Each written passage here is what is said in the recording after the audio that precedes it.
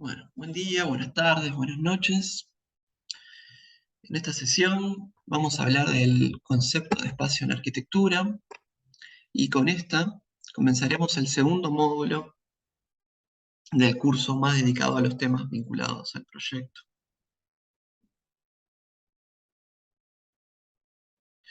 Lo haremos en torno a la obra de Mies van der Rohe. Trataremos este concepto de espacio usado por nosotros, a su vez tiene una historia relativamente reciente y para eso utilizaremos la obra de Mies van der Rohe y ampliaremos desde ahí otros argumentos. Empezaremos hablando del espacio estático, del espacio-tiempo, luego hablaremos del lugar y finalizaremos con el acontecimiento, con el espacio entendido como acontecimiento. Hemos hablado de Mies van der Rohe en el transcurso de las distintas clases, lo hemos tratado a partir de Colin Rowe, por ejemplo, y ustedes lo conocerán sobre todo a partir de obras paradigmáticas como El pabellón alemán en Barcelona en 1929. Comenzaremos hablando del espacio estático, esto es, el espacio tradicional de la arquitectura, con la concepción más tradicional del espacio en arquitectura. Empezaremos hablando de una de las primeras casas que realiza Mies van der Rohe en las afueras de Berlín, la Casa Riel, en 1907, cuando solo tenía 19 años, más o menos un poquito más joven que la mayoría de ustedes, y ya se despacha con esta casa que muchos ven como el germen de su obra posterior. A pesar de su concepción tradicional, tiene muchos elementos que verifican o que anuncian algunas experiencias que vendrán después. Por ejemplo, ese muro extenso que delimita el jardín. No nos detendremos en eso, no nos detendremos en su configuración espacial. Por ejemplo, aquí la casa se estructura en base a habitaciones, definidas por sus muros y sus texturas, definida por la superficie de sus muros. De alguna manera, el espacio en esta casa es volumétrico, estático, definido como una caja vacía, como un volumen vacío de alguna manera, y acentuado por las superficies y los distintos accidentes que tienen ese cerramiento. Sin duda que es una concepción tradicional del espacio como un interior delimitado, volumétrico, estático, que ya estaba presente en la arquitectura, si se quiere, desde los romanos. Pero el concepto de espacio, en realidad es un concepto teórico que emerge, florece con mayor intensidad a fines del siglo XIX, producto de los desarrollos de teóricos alemanes, que brindan esta concepción abstracta que permitirá luego a la arquitectura moderna apropiársela y separarse un poco de los estilos clásicos, tradicionales, para una concepción un poco más despojada y abstracta. Esta definición de un interior también puede ser aplicada al exterior. Por ejemplo, la Galería de los Uffizi en Florencia presenta esta dualidad, este diálogo interior-exterior, donde uno no sabe si está adentro o está afuera, o por lo menos cómo se definen estos espacios, ¿no? Esta galería, este patio, de alguna manera, también el espacio no es solo un interior, sino que también es un exterior urbano, un hall de acceso, un patio de acceso a todo el edificio, estructurado con los mismos elementos, con las mismas características que un interior. También, como sabemos, a partir del Renacimiento, el surgimiento de la perspectiva, ha permitido una conciencia del espacio, si bien no su formulación teórica, sí su control geométrico y matemático a partir de los de estos procedimientos proyectivos, hasta inclusive su entendimiento como forma simbólica, como nos aclara Panofsky. El propio Mies van der Rohe irá en una conferencia para hablarnos del espacio-tiempo, que nos servirá como introducción a esta concepción de espacio-tiempo que nos trae la arquitectura moderna.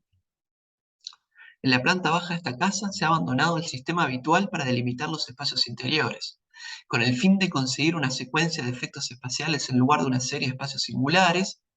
En este caso, la pared pierde su carácter de cerramiento y sirve solo para estructurar el organismo de la casa.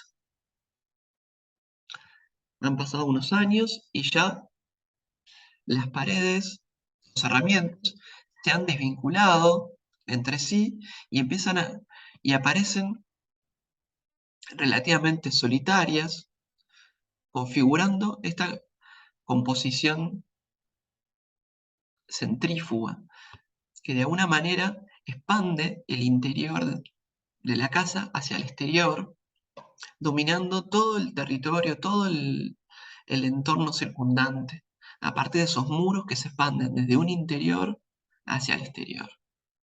Los muros se estructuran en base a su proximidad, en ángulos rectos de 90 grados, definiendo parcialmente ámbitos, habitaciones, que no terminan de cerrarse, de configurarse, sino que quedan virtual, sino que esos cerramientos, esas figuras, en planta al menos, y también volumétricas, quedan definidas virtualmente, sugeridas, pero no completamente cerradas. En este esquema que retoma el concepto de espiral, esa cuestión de un interior que se expande hacia el exterior. En esta casa de campo de ladrillo, también en Potsdam y también en 1924. Como veremos, esta concepción de espacio-tiempo es una construcción, como nos dice esta obra de Theo van Desburg, Construcción de espacio-tiempo 1 de 1929, que presenta obvios paralelismos con la arquitectura de Mies van der Rohe. Aquí el espacio es una construcción, no es algo dado, no es una figura geométrica dada, sino que es un vacío que se define parcialmente por esos planos que se van estructurando en función de la obra. Y a su vez se percibe en el tiempo, en su experiencia perceptiva. En el caso de la arquitectura se define en base a la experiencia de las personas que lo habitan, o que lo pueden experimentar, recorrer, desarrollar. Por supuesto que en la obra de Van Desburg, este espacio-tiempo, esta construcción de espacio-tiempo, carece de lugar y sitio, es abstracto, ya no está vinculado a un sitio concreto, sino que es una construcción. Lo podemos ver en esta villa de Villa van der Rohe de 1929, la villa Tugendhat. Aquí podemos ver en la planta un corte y una planta, sobre todo la planta del estar, donde los distintos espacios de la sala de estar, del comedor, se estructuran en base a los planos horizontales del piso y del techo, del siguiente entrepiso, pero también en base a una serie de planos que van definiendo esos ambientes como lo habíamos visto en la composición de Theo van Desburg y en la casa de ladrillos. Aquí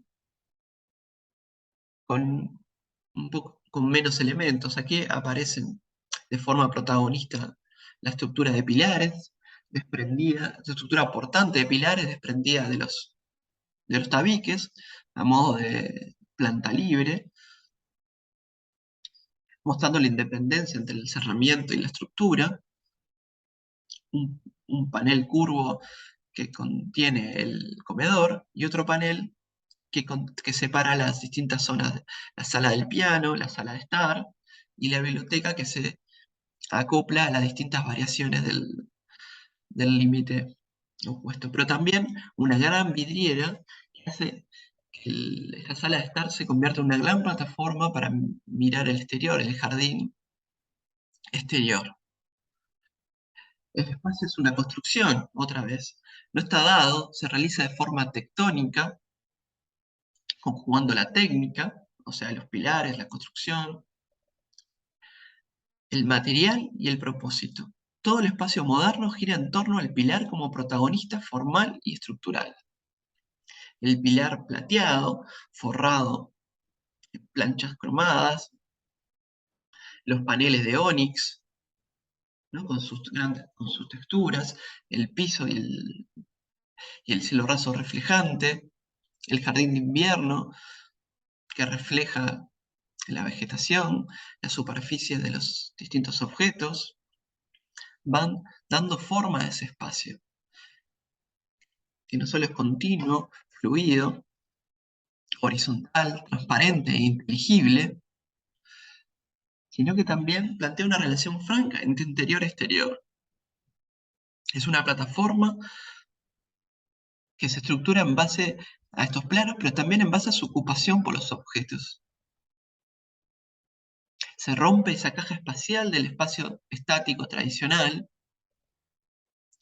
y empieza a tomar mucha importancia cómo estos distintos objetos, los planos, los pilares, intervienen en ese espacio, al punto que el mobiliario parece estar fijado a esa estructura. Sin ese mobiliario no sería lo mismo el espacio, al punto que su definición moderna, su definición en congruencia con la arquitectura, es sumamente importante.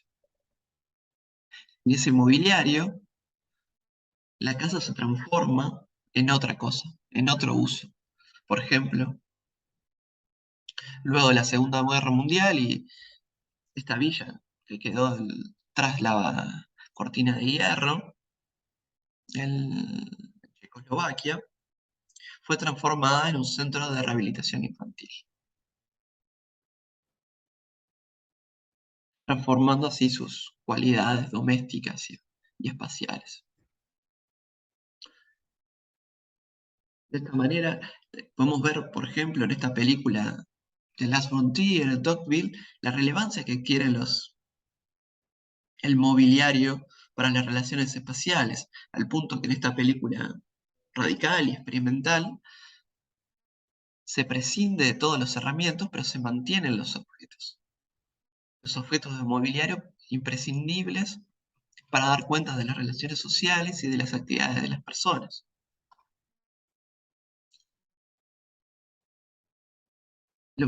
Algo semejante sucedía en la arquitectura tradicional, donde los objetos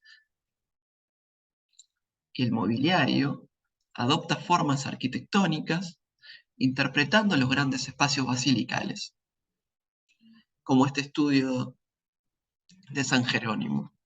De alguna manera, la arquitectura moderna, como en Mies van der Rohe, refleja ese interés por los objetos y por la colonización del espacio. Se concibe, que se puede llegar a concebir como esa gran grilla que vemos en el Campus IIT de Chicago, también de Mies van der Rohe, años después, tras su inmigración a Estados Unidos. Aquí, el espacio-tiempo es trasladado a una gran porción urbana en el sur de Chicago. ¿No? Los distintos volúmenes, conseguidos a partir de una grilla estructural común, se disponen también de forma desplazada, generando esos espacios, esos ambientes apenas definidos o definidos virtualmente, como veíamos en la casa de ladrillos.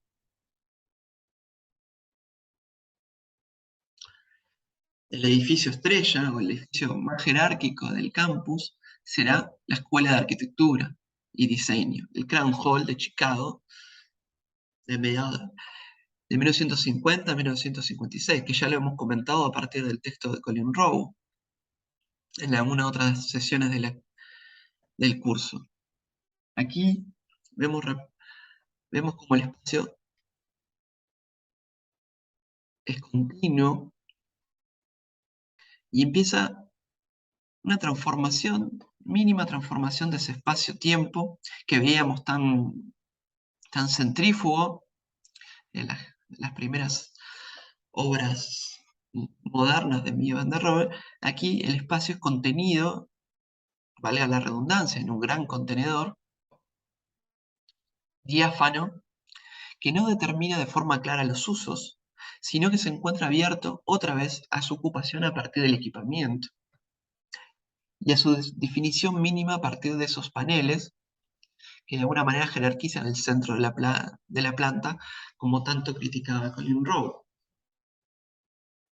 Aquí se pone en juego esa gran extensión definida por los cerramientos, y a su vez esa expansión al exterior es contenida por los paneles de cristal opalino que definen la zona de la visual de las personas, que de alguna manera contienen el espacio hacia el interior y no tanto hacia el exterior. Aquí podemos ver fotografías de 2009 cómo esta escuela de arquitectura difiere de las fotografías originales. Ya no es el espacio tan organizado en base a las mesas en línea, sino que es un espacio poblado y colonizado de maquetas, a las cuales se han agregado algunos muebles anaqueles adicionales para fragmentar el espacio según los distintos estudios y talleres que comparten la planta, al punto que lo vuelven un poco irreconocible, o por lo menos más como un hangar de arquitectura que como un gran templo moderno del espacio continuo.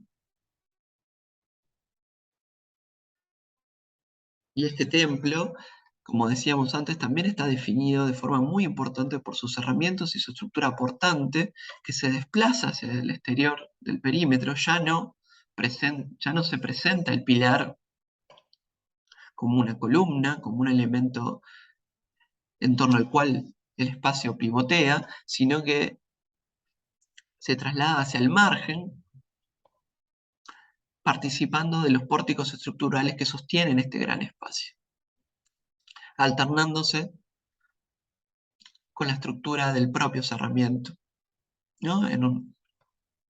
Que como verán, estos perfiles sí, ¿no? Los mayores pertenecen al pórtico y los menores pertenecen a la piel de vidrio, pero siempre están del lado exterior. Hacia el interior se deja una piel relativamente limpia de estructura que le da continuidad y permite configurar esa caja espacial. De alguna manera, podríamos preguntar si no hay una vuelta de ese espacio tradicional definido por una figura geométrica única, aunque sea de mayor tamaño y muy diáfano.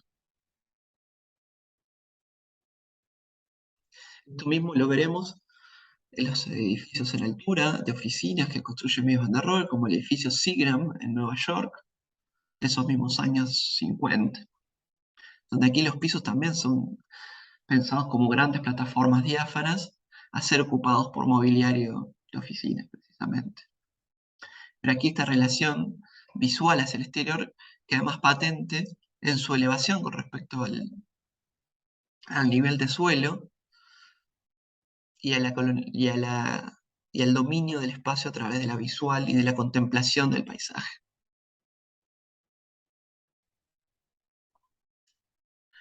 Y en el capítulo 3 tenemos el lugar. ¿Qué es el lugar? ¿Qué ha pasado? Años después, en paralelo a a la construcción del IIT, del Crown Hall y del Seagram, en otros ámbitos y sobre todo en Europa, hay una crítica muy fuerte a los excesos de la arquitectura moderna y a su concepción espacial triunfante, a ese espacio genérico, a ese espacio súper diáfano, como podemos ver en la película Playtime de Jacques Tati, donde se parodia a través de la figura de Monsieur Hulot, que también participa de la película Mi tío, que es Dos películas altamente recomendables y que valen la pena mirar y disfrutar para entender un poco de arquitectura también. Son grandes lecciones de arquitectura. Se pone en juego una crítica a través de la comedia y de esta comedia física, de cómo, de los absurdos de la arquitectura moderna y su concepción espacial, los grandes halls, las grandes transparencias que no hacen sentido a los usos habituales y usos, a los usos, al físico, al cuerpo, a las percepciones de las personas. Y justamente el lugar viene a recobrar ese espacio existencial de las personas, de los sujetos, de esa puesta en juego del cuerpo. Así que podemos concebir el lugar como un espacio empíricamente delimitado, relacionado con la experiencia perceptiva del cuerpo. Es un espacio fenomenológico. Aquí el tiempo se encuentra en la forma de historia y memoria. Es un espacio existencial. Es lo que veíamos cuando leíamos a Bachelard, en su entendimiento de la casa, en su entendimiento de los ensueños, del sótano como una bajada a los infiernos y de la guardilla como un lugar de misterios, de la miniatura, del útero. De alguna manera es un espacio poético donde no solamente encontramos lo abstracto de la arquitectura, lo físico y lo concreto, sino también lo que ha pasado, la historia, los recuerdos que tenemos y las condiciones preexistentes de los sitios donde los edificios se implantan. Un ejemplo de esto muy visible es la casa de Mallorca, Canlis, que realiza para sí mismo Jørn Utzon en 1971. Aquí podemos ver una arquitectura que procura retomar la construcción del sitio, las formas tradicionales de construcción del lugar, la piedra local, y una fragmentación volumétrica y espacial que se asemeja o que trata de tomar un aire de las construcciones rurales del sitio. Obviamente, a partir de la construcción en base a piedra, aparecen espesores, aparecen espacios intermedios. La casa está construida con bovedillas, con una tecnología relativamente tradicional del lugar. Hay un reconocimiento de lo existente, con los materiales y técnicas propias del emplazamiento.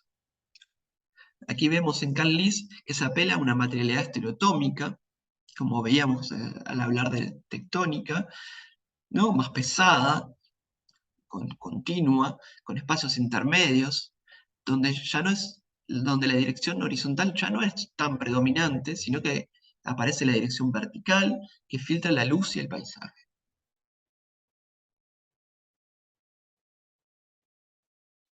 ¿No? De alguna manera estamos en un refugio, en una cueva, y ya el espacio no está delimitado por una gran vidriera que nos comunica francamente con el exterior, sino que el exterior está mediado, hay unas galerías, hay unos espacios entre, está enmarcado el paisaje, y el mobiliario es totalmente fijo.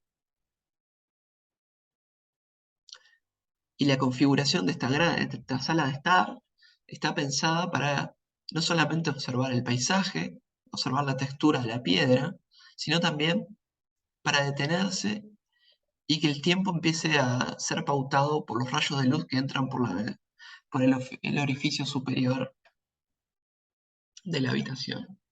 De alguna manera, como sucede también en el panteón, de alguna manera un énfasis religioso, un énfasis también romano en esta concepción. Más cerca nuestro, el espacio también se concibe como acontecimiento. Solá Morales nos dice, el lugar contemporáneo ha de ser un cruce de caminos que el arquitecto tiene talento de aprender.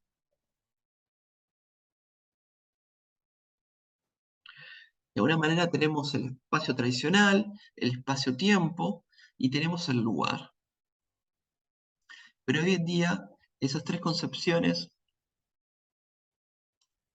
en algunos casos parecen no ser suficientes y se ha agregado esta cuarta, podemos agregar esta cuarta del acontecimiento que empieza a englobar y criticar estas tres concepciones anteriores. Y lo podemos hacer a partir de la observación de la intervención de OMA en el campus IIT de Mies en Chicago a principios del siglo XX, con este McCormick Tribune Campus Center, donde de alguna manera el campus de Mies había quedado falto de vínculos, de interés, los espacios carecían de esa intensidad urbana que se pretendía,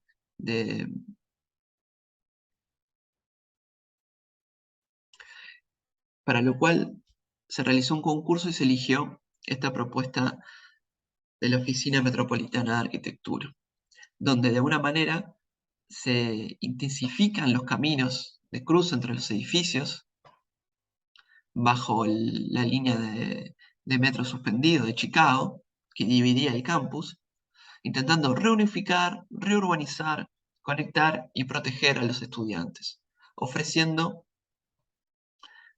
un centro de estudiantes básicamente más atractivo y más urbano en su concepción del espacio y la congestión. Justamente, esta concepción parte de una nueva sensibilidad contemporánea que reconsidera la ciudad existente, ya no como una ciudad moderna a componer en base a esa construcción de espacio-tiempo, como veíamos en el campus CIT, ¿no? De volúmenes en un espacio reglado, sino a partir de su congestión y de las distintas transformaciones que suceden a las grandes metrópolis. El espacio es un recipiente de acontecimientos, como un cruce de caminos, un punto intenso, sublime e instantáneo. ¿Eso qué quiere decir? Quiere decir que se ponen en juego las distintas formas de los medios de comunicación, la que vienen las gigantografías de Mies, se ponen en juego las infraestructuras, ¿no? Ese gran aparato acústico para proteger el centro del paso del metro, pero también se pone en juego la cultura popular y se le hace dialogar con la cultura erudita, arquitectónica. De alguna manera se pone en juego un lenguaje más concreto, más directo, el lenguaje abstracto moderno de Mies van der Rohe.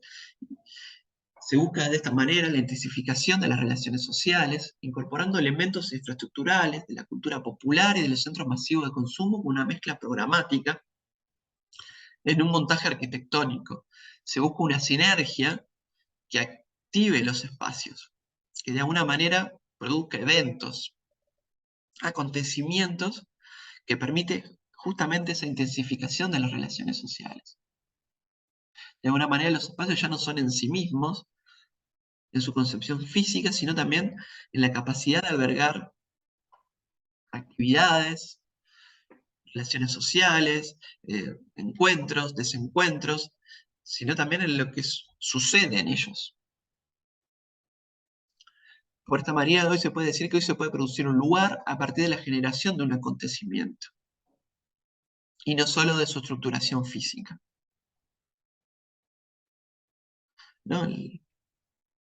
Podemos ver los grandes cruces de vistas, esas grandes plazas de comidas, los anfiteatros, el lugar para las computadoras como un tajo en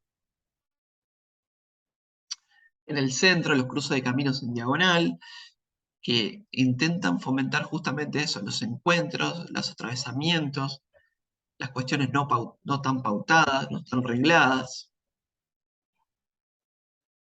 Así pudimos ver el espacio estático, más tradicional, definido por la geometría de la caja volumétrica, de los herramientos y de sus texturas, el espacio-tiempo que rompe esa caja, el espacio-tiempo moderno que rompe esa caja y introduce el factor tiempo en un vínculo intenso entre interior-exterior, centrífugo, y la participación del observador en sus recorridos y en sus movimientos.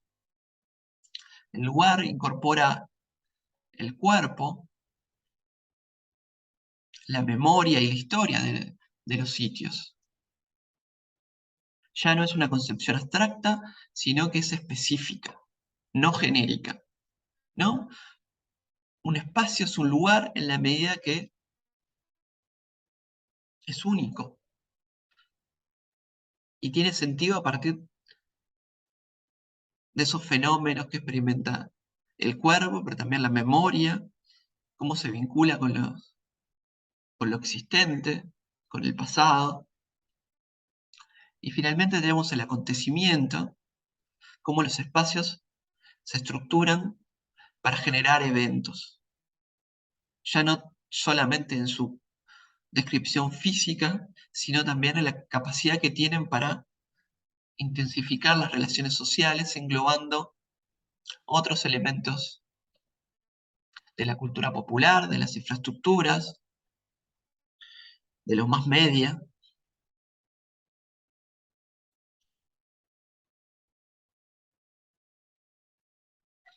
Para esta sesión tenemos una lectura pautada en la bibliografía básica de dos textos en los cuales podemos ver un poco el debate de la arquitectura moderna sobre el espacio. Uno es el de Moholy Nagy sobre el espacio en el libro La Nueva Visión, y otro es el de Bruno Sevi, el espacio como protagonista de la arquitectura. Tenemos a Moholy Nagy, que es un protagonista privilegiado de la arquitectura moderna, participó en la Bauhaus como docente del curso introductorio y también participó de la facultad del campus IIT y dio clases en el Crown Hall, pero no en la Facultad de Arquitectura, sino en la Facultad de Diseño, en el sótano de la Facultad de Arquitectura. Y aquí tenemos a Bruno Sevi, fotografiado con su idolatrado Frank Lloyd Wright, y un modelo de Luigi Moretti, que es una maqueta del espacio de San Pedro de Roma, donde de alguna manera Bruno Sevi la utiliza para reivindicar esta concepción del espacio en la arquitectura como uno de los elementos clave para entenderla. Bueno, también hemos usado para esta clase esta bibliografía complementaria, que es Myths at Work de Carter, la introducción a la arquitectura de Solán Morales, Llorente, Montaner, Ramón y Oliveras, las diferencias, topografía de la arquitectura contemporánea, Solán Morales, y el Space in Architecture, The Evolution of a New Idea in the Theory and the History of Modern Movements, de Van Bem. Todos estos libros los pueden encontrar en la biblioteca. Y bueno, las dudas las veremos en clase y espero que hayan disfrutado del video. Muchas gracias.